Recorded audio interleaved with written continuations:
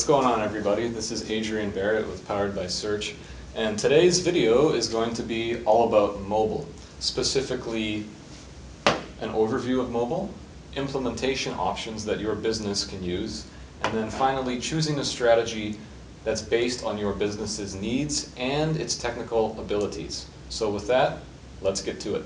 Okay, so basically what we have here on this graph is an overview of the usage of mobile in regards to consumer activity. I'm not talking about people that are just on their phone. This is specifically mobile in regards to search. So what you see here is basically from 2009 with a trending graph up through to 2015. Mobile has had a 400% increase in the past few years. I mean, that is absolutely mammoth. That is huge. 400% increase, and it's still going up.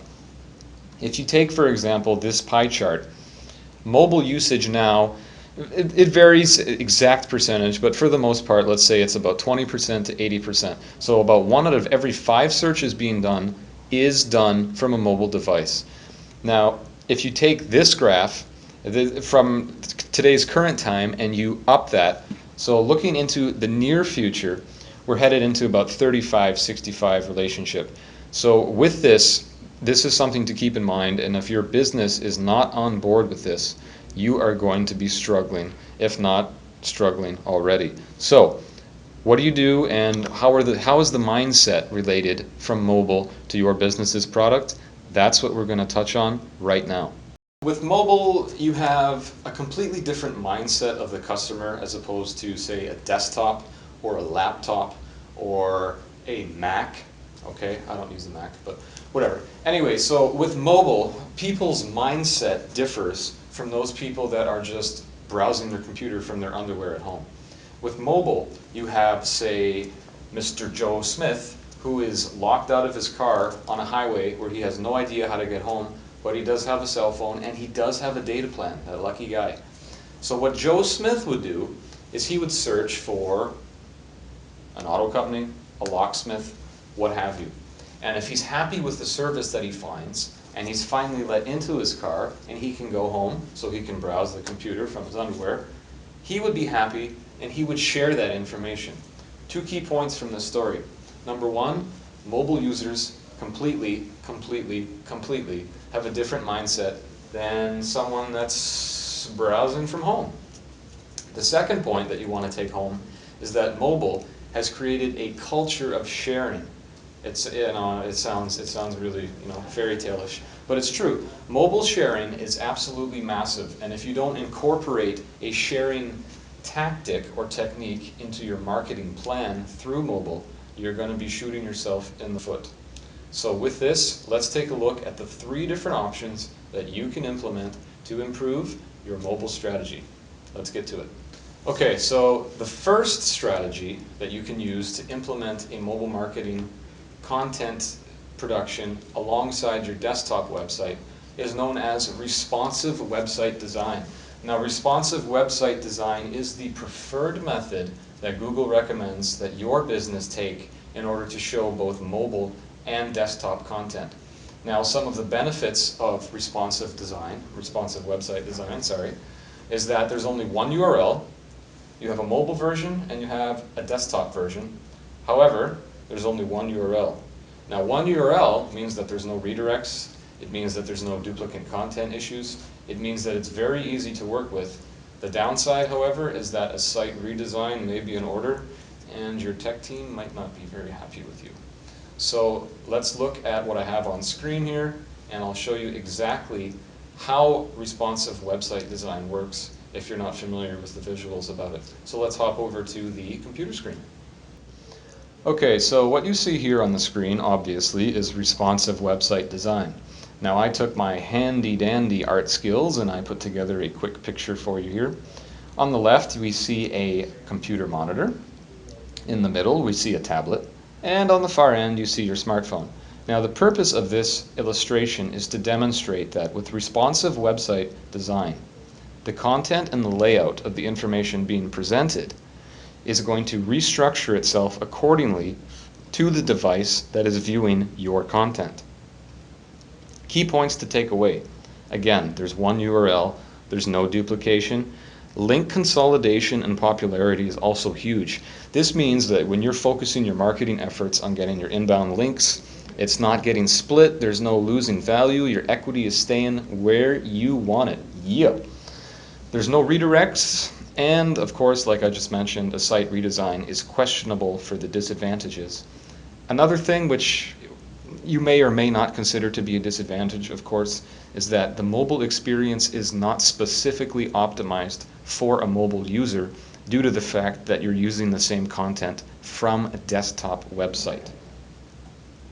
Also, very key point to note, everything that is required for responsive website design to work must be crawlable. I repeat, it must be crawlable. This means that you can't block your CSS files, your JavaScript, whatever it is that you're using in order to make responsive website design work. You got to allow the bots to crawl it. Also keep in mind that some of the elements that are on your desktop website may not fit properly on some mobile devices, and you may run into issues where you might have to delete some things specifically. So this can get a bit technical. Again, with responsive website design, let's take a look at how exactly it works. And what you see on the screen here is a CSS example of media queries. Now, responsive web design is typically done with CSS3 media queries. What you see in the first example, we have a media screen and min width of 480 and max width of 800 pixels. These numbers can be whatever you design as a company or whatever you feel that is required for your website. However, what this basically is saying is any device that is viewing your web content between the pixels of 480 and 800, they're going to get shown their layout in this said factor here. Underneath that, we have a media rule that says anything under or anything up to a maxed width of 479 pixels will be shown a different layout. So basically what you're just doing is you're instructing the content to be shown based upon the screen size and the pixel size of said device viewing your content. It's pretty easy enough, and this is how you do it, through media queries. Alright, for the second implementation strategy that you can use, it's something known as dynamic serving URLs. Now, dynamic serving URLs are not the preferred way of doing it. However, your mobile strategy can work just fine by using them as well. And dynamic serving is a balance, I think it's a balance, between responsive website design and the third option, which I will touch on in a minute. It's similar and it's different. It's similar in the fact that there's also one URL. People who access your website from a mobile device will see a mobile optimized website, and people who access your website from a desktop PC will see a desktop optimized website. So in essence, what you're doing is when people hit your server, the HTML that's being output is generated differently depending upon the user agent which is accessing your website. It's pretty cool, I must say. So let me show you that on the screen just so you can get a visual, and we'll talk about it a little bit more from there. So here we have dynamic URL serving, and in this photo, which I put together using my fantastic art skills, if I might say so myself, we see a desktop PC and we see a mobile phone right here on the left. I know it's just a rectangle. Come on, folks, use your imagination. So both of them are accessing the server, and what's happening here is the server is generating different HTML output depending upon the device that is accessing the website, and those are the two arrows that you see pointing to each device themselves. Now, with dynamic URL serving, things to keep in mind, again, there's one URL, there's no duplication. Link consolidation and popularity are both huge bonuses and advantages in this particular instance, and it also has a better mobile experience than responsive website design because you can specifically optimize and design a mobile site as opposed to simply condensing and rearranging the information. Pretty cool. The downside, however, it can be technical, and I do not recommend that you do this yourself. You will pull your hair out, especially if you're not used to this work and web-related installation. So a thing to keep in mind, obviously, is that dynamic serving URL uses, you might be wondering, well, how do I get two different versions of my website on the same URL? This is done through something known as a very HTTP header, and I recommend that you have your tech team install it for you. The very HTTP header is also a ranking factor used by Google to optimize or to discover mobile optimized content, and that's something important to consider. Here's a simple example. You don't have to copy this word for word. Obviously, your headers may differ a little bit, but this is the general idea.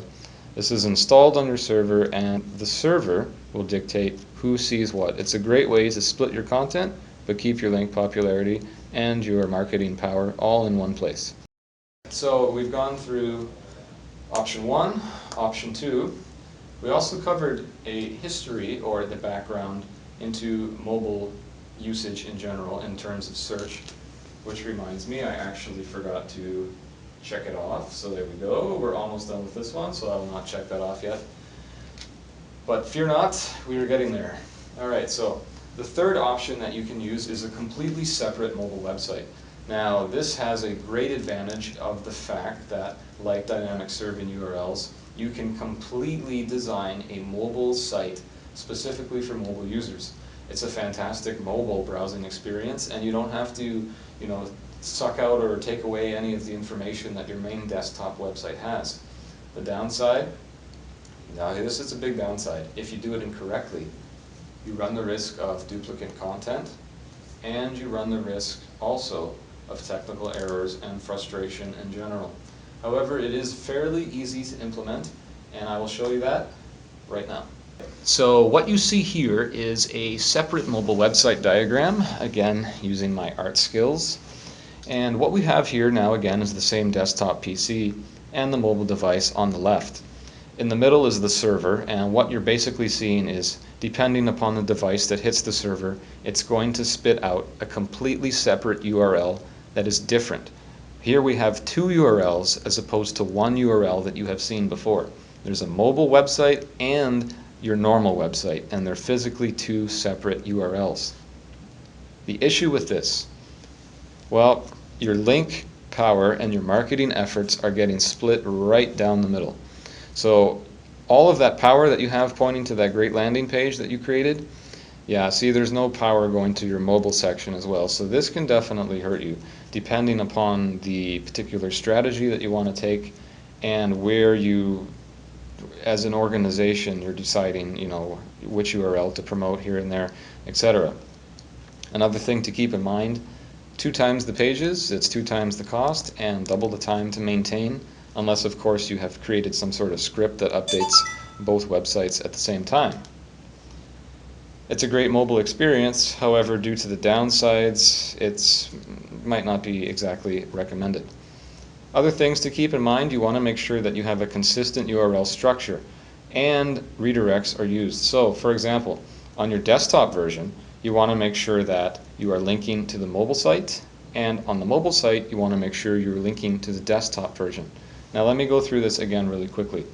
On the desktop version, as you can see on the screen, you see we have example.com/page.php. Your mobile site should mimic the desktop site, and as you see, m.example.com/page.php. The key here is that from your desktop version, you need to make sure to add in link rel alternate and then specify what the mobile page is. Likewise, or vice versa, from the mobile version, you need to do a canonical link back to the desktop version. So this needs to be done on all of your pages, and I added in, there's a specific coding that you can use for feature phones. However, honestly, I just used the smartphone feature and it seems to work, as the majority of people have smartphones nowadays, or it could depend on your business too. So this is something that you definitely want to keep in mind. Alright, so you've seen a mobile overview. You've seen 3 different strategies that you can use to implement mobile with your business. Last but not least, how do you know which one to choose? Well, I have created a flowchart for you based on the information which I have presented, and using this flowchart you will be able to discern which strategy is best for your business based upon your business's needs and your technical abilities. So let's cross this puppy off here. We did 1 and 2. Let's get to number 3, and I will explain the flowchart to you from the computer screen. Cut.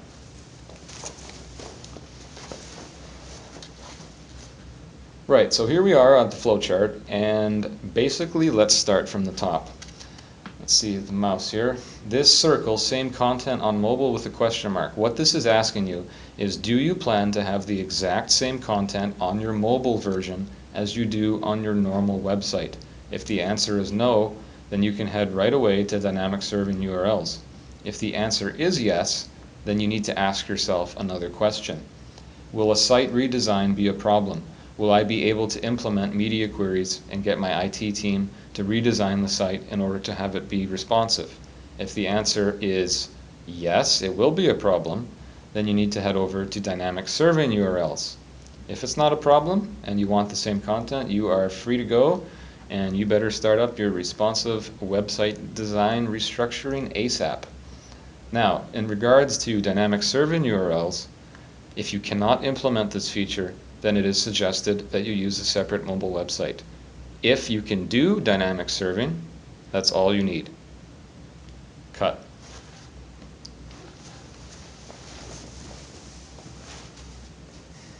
And there we have it, folks. That is your mobile overview. 3 different ways that you can implement mobile, and a simple to use flowchart that helps you decide which strategy that you want to use. Now, one more thing before we go. You know that content is king, but not just content. It has to be unique, awesome, fantastic, primo content. Cream of the crop. Make sure to add it into mobile, especially, here's a handy tip if you haven't heard it already, although I'm sure you probably have. Google authorship markup. Now, authorship plays a role in search engine ranking factors as of today. Something to keep in mind. When someone comes to your website and they are reading your article, if you are a verified authorship author, they hit the back button and they go back to the search results page, Google will physically update that search results page and show that person more articles written by you. So you're getting free advertising if someone comes to your website, reads your stuff, goes back after X amount of time. They have to stay on your site for a bit of time. But if they do go back to the search results pages, listings will update showing more of your content that wasn't there before. It's a great added bonus, and it's a great way to get yourself a little extra advertising for free from Google. Who would have thought? So that's it for today. I'm Adrian Barrett with Powered by Search. I hope you enjoyed it, and see you soon. I'm not a juggler, sorry. Cut.